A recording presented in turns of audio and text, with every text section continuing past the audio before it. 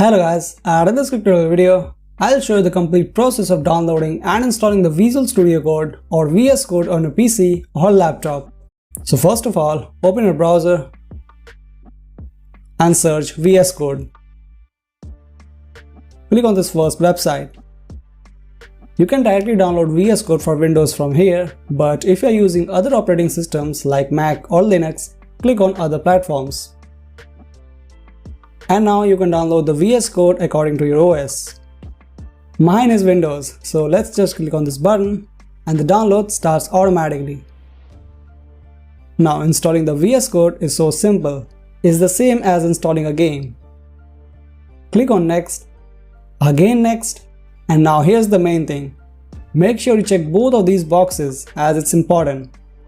And if you want a desktop icon, check this box too, otherwise leave it unchecked. And finally click on Install.